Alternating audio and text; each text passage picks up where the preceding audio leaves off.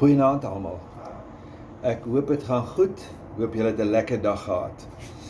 Ek het intussen begin merk aan my geskiedenisvraestelletjies by die graad 8's en as alles mooi loop, komende Vrydag dan kom die graad 9's in. En ja, die inhoud van hulle vraestel gaan nou maar oor die Tweede Wêreldoorlog, die opkoms van Duitsland, opstaan en vertrapping van Duitsland, of kom ek stel dit anders daarom, die vertrapping van Duitsland en die opstaan van Duitsland na die Eerste Wêreldoorlog. En dan natuurlik Hitler se aankoms vanaf 31 Januarie 1933 as nuwe leier in Duitsland en hoe hy nazisme gevestig het en natuurlik nou deur tot en met die einde van die Tweede Wêreldoorlog, die ontstaan, die begin van die Koue Oorlog, al daar baie interessante stuk geskiedenis. En ja, maar daar is iets wat ek nou vanaand vir julle wil vertel en dit is 'n redelike ernstige verhaal en die verhaal van my oom, my Duitse oom, Alois Klein. En nou voor ons verder gaan, wil ek net sê, ek het my pyp by die huis vergeet. Maar oom Klein het die pyp gerook, nee, maar oom Klein het graag 'n biertjie gedrink. Hy het gehou van sy bier. So, vanaand is dit uit my twaksak, maar vanaand knak ek 'n biertjie op my oom Klein.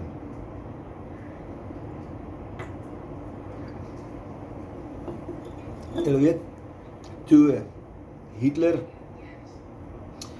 Duitsland omskep het in 'n nazisme, in 'n fascistiese staat. Op daardie stadium was my oom alreeds so 'n chokkertjie van ongeveer 8 na 10 jaar oud. En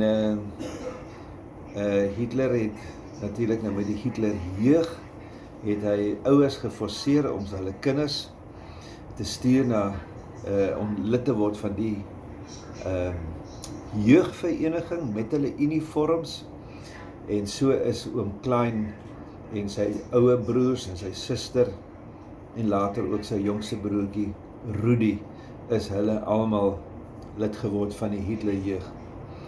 Nou oom Klein se ouers was nie nazi's nie, maar natuurlik Duitsers, mense wat lief was vir hulle land en het gebly in Duitsland en het waarskynlik die voorspoed wat Hitler aanvanklik gebring het, beleef en ja, maar die ding het uiteindelik maar op al die Duitsers geboomerang. Almal wat vir Hitler ondersteun het uiteindelik die bitterheid agterna ervaar van die verguising wat die Duitse bevolking moes deurstaan as gevolg van Hitler se grille en geite en goede. Nou, teen die tyd wat die Tweede Wêreldoorlog uitgebreek het, was my oompie Klein, soos ons hom genoem het, Alois Klein, was hy al volwasse jong man en natuurlik oorlog toe. Maar voordat ons nou daarby uitkom, kom ek vertel julle gou-gou van my oom Klein. Nou, oom Klein is gebore en getoe in Duitsland, in die area noord van Keulen, bekend as die Taunusgebied. En hulle het in 'n klein dorpie gewoon met die naam van Gleidorf. En Gleidorf, die groot dorp in die omgewing was Schwellenberg. En ja, dit was hulle hoofdorp, Schwellenberg. Ek het dit toe nou later uitgevind, want hulle onkel Rudy het in 1979 vir my 'n boek met Duitse volksmusiek gebring. En ja, mooi boek. In elk geval, my oom is, as 'n jong tienerseun, was hy betrokke in 'n motorfietsongeluk. En natuurlik het sy been lelik beseer, en daarna het hy 'n opgeboude skoen moes dra, die een been was korter as die ander een. So hy kon nie in 'n gevegshoedanigheid aangaan nie. En teen die tyd wat hy 'n jong man is om deel te neem aan die oorlog nie, so hy het voorrade gery. En ja, net gou om weer terug te kom tot by die Hitlerjeug. Nou die Hitlerjeug, hulle het fases gehad, die jong kinders van 10 jaar ongeveer en onder, en dan die jong tieners, en okay, goed, en dan daarna is jy nou gereken as volwasse, dan moes jy nou jou plek vol staan in die samelewing. Vir die jong manne was dit dan maar gewoonlik weermag toe.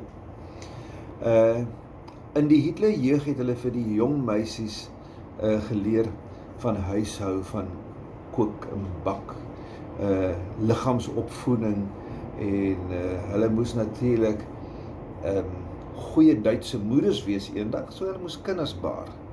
En die jong manne het nou geweldige, wil ek amper sê, streng opleiding gekry, waarin dissipline 'n rol speel, en dit was nou maar 'n soort van oorlogspeletjies. Hulle het geleer drill en marcheer en in hulle uniforms en geleer van gevegformasies, miskien op 'n elementêre vlak, maar hulle het dit gedoen met houtgewere wat 'n presiese replika was van die ware Jakob.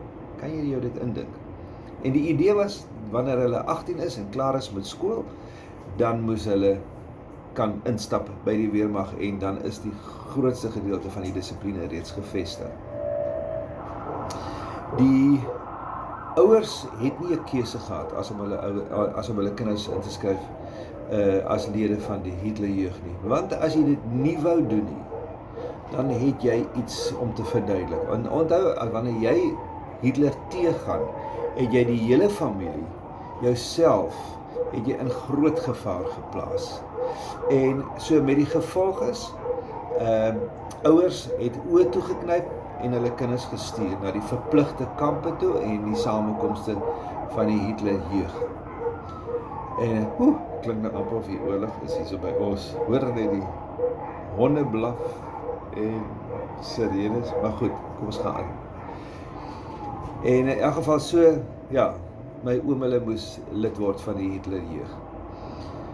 En teen die tyd wat hy toe nou klaar is met skool en gereed is om weermag toe te gaan, is hy ingedeel by die afdeling wat voorrade gery het.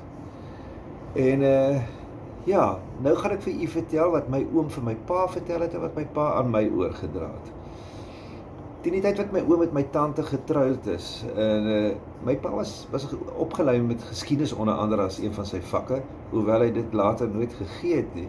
Hy het 'n ander vak gegee, maar dit is ook 'n storie vir 'n ander dag. In elk geval, my pa het baie belang gestel in die geskiedenis, en hy het op 'n stadium vir my oom gevra of hy nie vir hom wil vertel van sy lewe in Duitsland, sy jong mens lewe en voordat hy Suid-Afrika toe gekom het nie. Nou, ek dink die pa het besef dat die bagasie wat my oom gedra het baie swaar was nie. En aanvanklik wou my oom nie vir hom vertel nie. Hy het gesê hy sal vir hom eendag vertel, maar wanneer hy gereed is. Maar so gebeur het toe ook eendag. Die kinders was al gebore en oom Klein het al goed ingeburger as deel van die Carstens familie. En toe het hy op 'n dag van my pa gesê, Christie, ek gaan nou vir jou vertel van my lewe in Duitsland. En gaan vir jou alles vertel, maar jy moet nooit weer vir my vra nie. Want ek wil nie eintlik daaroor praat nie. In elk geval. En die volgende brokkies het ek nou nog onthou wat my pa vir my vertel het. Oom Klein het voorrade gery tot diep in Rusland. En hy het vir my pa vertel, dit was 'n ongelooflike vreesaanjaende ervaring. Hy sê, want wanneer die Russe hulle aangeval het, hy sê nou ry jy met die vragmotor, jy het allerlei voorrade, of dit nou ammunisie was, of wat ook al is, gelaai. En hy sê, nou kom die vliegtuie, want jy ry in 'n konvooi. Hy sê, en dan die volgende oomblik, jy hoor net, hier kom die aeroplanes, hier kom die vliegtuie, en jy weet nie, en dan hoor jy, hy sê, Gode sy genade vir hom, geluk was aan sy kant. Dan tref hulle die vragmotor voor hom, hy sê dan ontplof dit, want dan was daar waarskynlik ammunisie op, of die petrol word slaan aan die brand as gevolg van die impak van die kanonkoels wat vanaf die geweer gevuur is. Hy sê, en dan jy sien net vlamme, mense is beseer, mense is dood. Hy sê, en dan al wat jy moes doen, afhangende van wat was die aard van die aanval, en dan moet jy net omry, en dan gaat jy maar aan.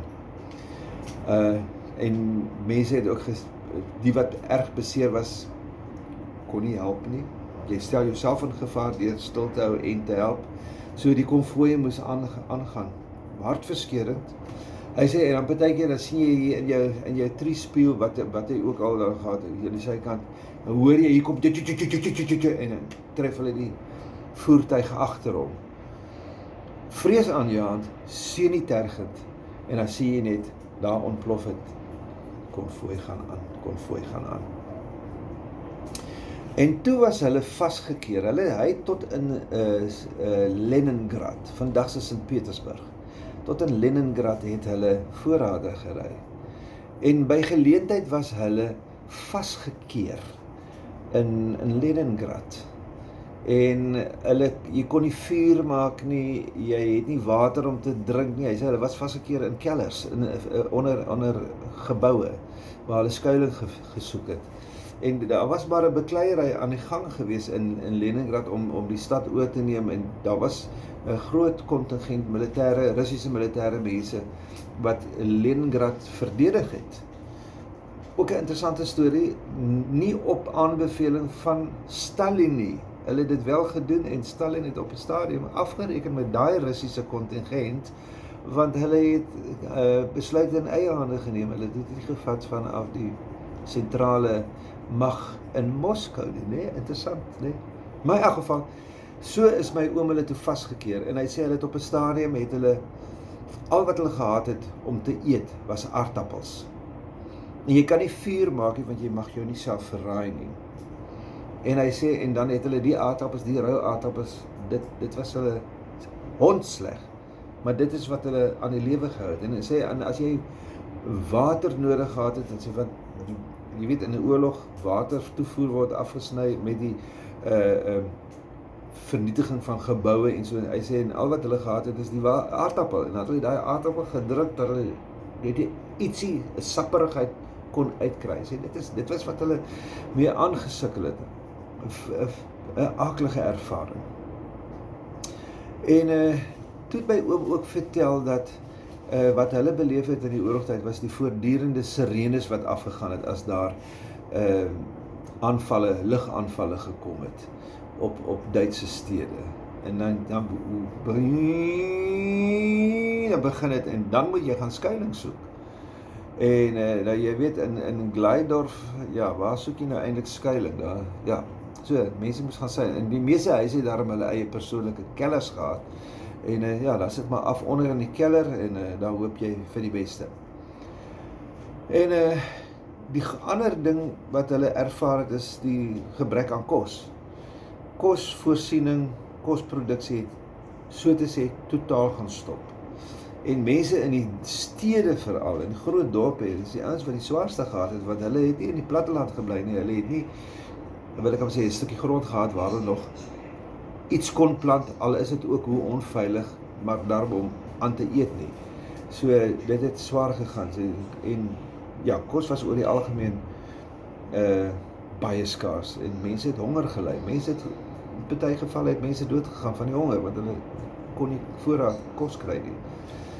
En dan 'n ander ding, nou terug tot by die Nazi nikke en grille, nou weet ek nie of die ding om afgespeel het in Gleidorf, en of dit nou in iets is wat in 'n naburige dorp gebeur het. My oom het vir my pa vertel, Hitler het gesê, jy gaan werk, jy gaan jou kant bring, jy gaan nie ledig sit nie, en as jy nie wil werk nie, sal ek vir jou laat werk. En toe vertel my oom van die betrokke kontrapsie wat dan nou, waarvan hy nou geweet het, hy sê dan, dit is amper soos 'n watertank. Dan het hy's nou opgevul, dan sit hulle nou die ou wat nie wil sy kant bring nie, wat lui is, en also, ek het 'n paar mense wat ek so sou wou sien behandel word. Dan het hulle jou gesit in die tank, en as die water tot hierso so, en dan staan jy op een of ander kontrapsie hier binne in die water. En nou weet julle, om te werk teen water is moeilik. Dan moet jy trap, want as jy nie trap nie, dan styg die water. So, as jy nie trap nie, gaan jy verdrink, dan trap jy. En hulle het hulle so vir ure so besig hou. En ja, so op 'n vreemde manier moes party mense 'n les leer wat met jou gaan gebeur as jy nie jou kant bring nie.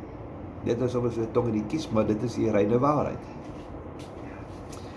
En toe op 'n stadium, toe die oorlog verby is, het my oom hulle die groot hartseer gehad. Sy 2 oudste broers het gesneuwel in Rusland. Niemand weet waar nie, niemand weet wanneer nie, niemand weet waar hulle lê nie, of dit winter was, en of dit in die somer was, en of dit in Stalingrad was, wat baie bekend is vir die slag van Stalingrad, waar die Duitsers in hulle honderde gesterf het, en waar Stalingrad gehou is in die hande van die Russe deur ongeveer 300 sluipskutters onder aanvoering van Wassily Zaitsev. Daar's 'n baie interessante rolprent daaroor gemaak, Enemies at the Gates. As julle dalk dit sou wil opvolg en gaan kyk,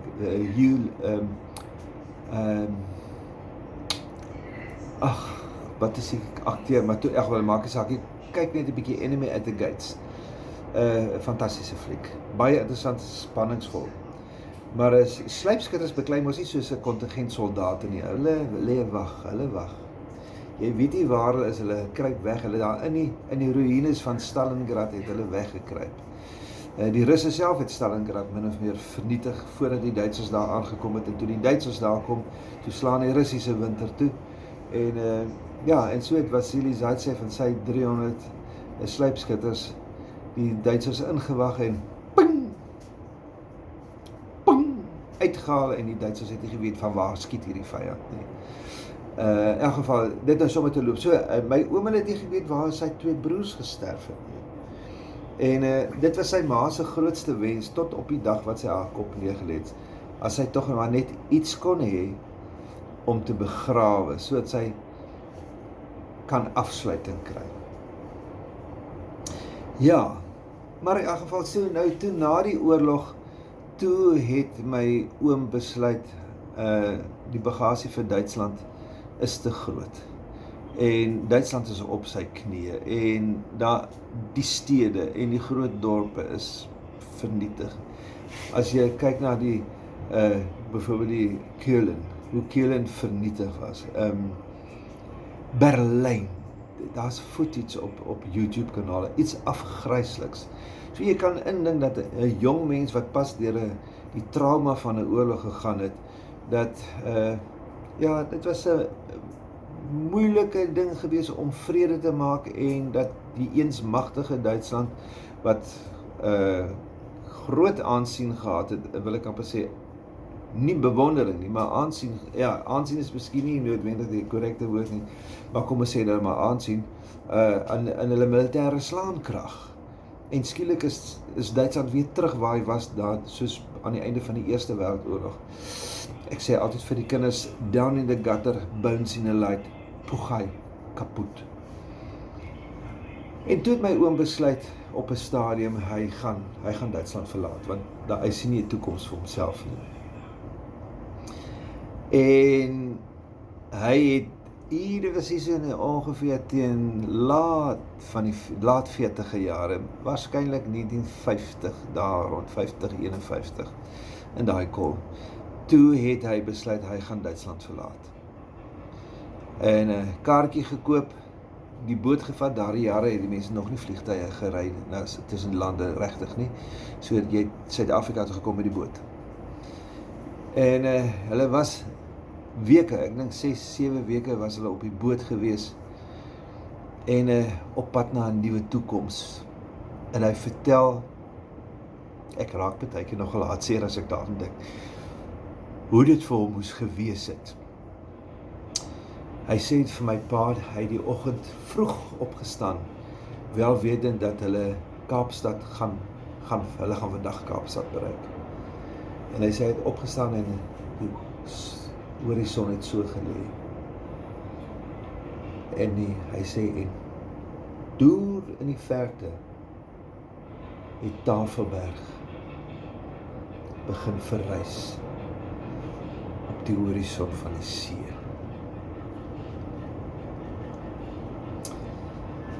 En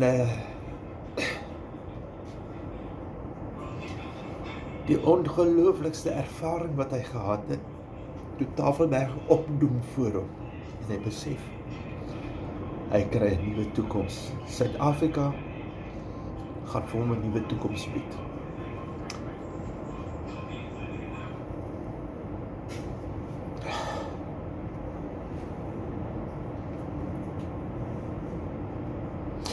In elk geval, my oom het my tante ontmoet in die Parel, hals oor kop verlief geraak, en hy is ook in die Parel getroud, en my pa was getuie gewees by die huweliksseremonie. Dat was nie 'n kerkseremonie nie, ek dink dit is in die Landdroshof getroud, dit kon jy ook in die ou dae doen, en die mense dit gedoen, want hulle het gewoon nie geld gehad nie. So die tweeetjies is toe nou getroud, en my pa se enigste suster, tannie Sarah Karstens, het toe geword Sarah Klein, eggenoot van Alois Klein, uit Kleindorf, Duitsland. Nou, hulle het 3 kinders gehad, Lydia, die oudste dogter, sy is my tweede oudste niggie is Aletta, my oopie Pietse se dogter. So, Lydia is helaas 'n paar jaar gelede oorlede, en dan is daar Manfred, die enigste seun, en dan is daar Ursula. Ursula is nog werksaam in die Parel, sy is nou die baby gewees van die 3. En my tannie het vir ons ook 'n paar dinge vertel van my oom, hoe hy moes die oorlogstrauma verwerk, was vir hom baie moeilik. Dit is hoekom hy nie eintlik daaroor praat nie, groot bagasie.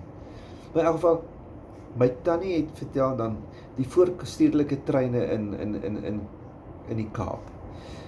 Dit het nou al hier so van Wellington af, het dit geloop, en dan, as dit so verbykom, dan woei, nou lui die sirene, soos wat die trein hom nou self aankondig. Sy sê, en dan duik die man grond toe, want dit is waar hy gewoond was. As daar sirene is, moet jy grond, dit is absoluut in hulle ingedrul. En dan skrik die ou hom boeglam. En daar's 'n ander ding wat hy by geleentheid ook vir my tannie gesê het. My tannie het eendag vir ons sê, Alois, jy kan nie die yskas so vol kos maak nie. Sy sê, dan is dit allerhande soorte koue vleise, en dis Duitse koue geregte dinge wat jy koop dit by die Duitse slagter, en ja, dan stop hy die yskas vol, en hy het altyd sy quota bier het hy gehad. Ja, terwyl hy van praat van bier, wat gou 'n slukkie vat. Sy sê, nadat was die kinders uit die huis uit, het sy vir hom gesê, Alois, ons kan nie volhou nie, ons eet nie die kos op nie. Sy sê, op 'n stadium moet sy van die kos so stilletjies weggooi, want dan is dit nie meer, dan is dit af, dit raak, al is dit hoe lank in die yskas. En hy het vir haar gesê, solank as wat hy kan kos bekostig, sal daar in sy huis altyd kos wees. Hy het te swaar gehad in die oorlog, te honger gely in die oorlog. Interessant hoe die dinge gaan sit het in die man se kop. En natuurlik 'n ander ding wat ek vir my oom onthou is dat hy was baie handvaardig. Hy het 'n hoë trousisteem gebou vir die huishouding, soos wat hy dit wou hê. Kompleet met die spoele, 'n radio, 'n platespeler wat die plate, jy kan dit so opsak, koep, dan val jy, dan gaan die armpie dan koep voor die volgende plaat. En dit het so met 'n pragtige deksel het dit so toegemaak. 'n Kontrepsie wat hy self uitgedink het, ontwerp het en gebou. Baie handvaardig. Hy was ook 'n eienaar later gewees van 'n brieke wat fittings en allerlei tipe dinge gedoen het. En En as ons by Oom Klein gekom het, dat hy altyd die mooiste musiek het gespeel, Duitse musiek. En daar's 2 liedjies wat ek onthou, ek sal dit nooit vergeet nie. Die een is die kleine Cornelia wat altyd gesing het, Liebe Gott, lass die Sonne wieder scheinen, für Papa, für Mama und für mich. En die ander een was Heidi Brühl, en ek het dit ook opgespoor op YouTube. Dan sing Heidi, das kann doch nicht zu Ende gehen. La la la di da da di da. Da da di di di di da di.